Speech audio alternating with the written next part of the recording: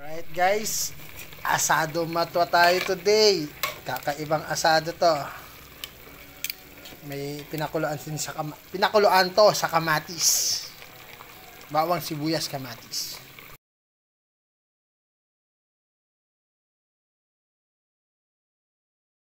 Guys, ayan, na-fry na natin siya. After natin i-fry, igigisa na natin siya. Ganun pa rin sa paggawa ng asado. So guys, gisa na tayo. Ayan, sibuyas. Hindi na ako maglalagay ng bawang kasi may bawang na yung natin kanina. Then, sabay ko na rin yung Hungarian sausage. Tama, may Hungarian sausage siya. So, ayan. Gisa-gisa. Then, ito na, yung ating tomato sauce. Del Monte, baka naman. So, ayan na siya. Pwede na natin lagay yung ating manok. Sinirito manok. Sa buhos na lang yan.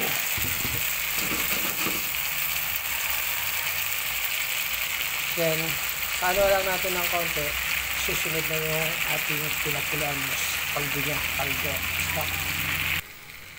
So, ayan, nilalagay na natin yung anyang pinakuluan ng kanyang kaldo. Ganyan na lang yan. Hintayin na lang natin. Walang kalamansi yan. Suka ang ginamit lang dyan. Wala na ring gulay. Ang uling ilalagay ko dyan is yung reno kasi wala akong atay ng manok. Yummy. So guys, ito na yung panghuli. Reno. Reno, baka naman.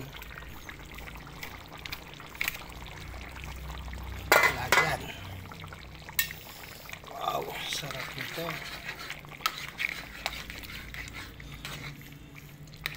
Alright, atin matuwa natin. Dating tayo. Shout out kay Mr. Francis Tan na laging nagpapa-shoutout. Shoutout lang, pero hindi nagdo-donate ng stars. Okay, sige.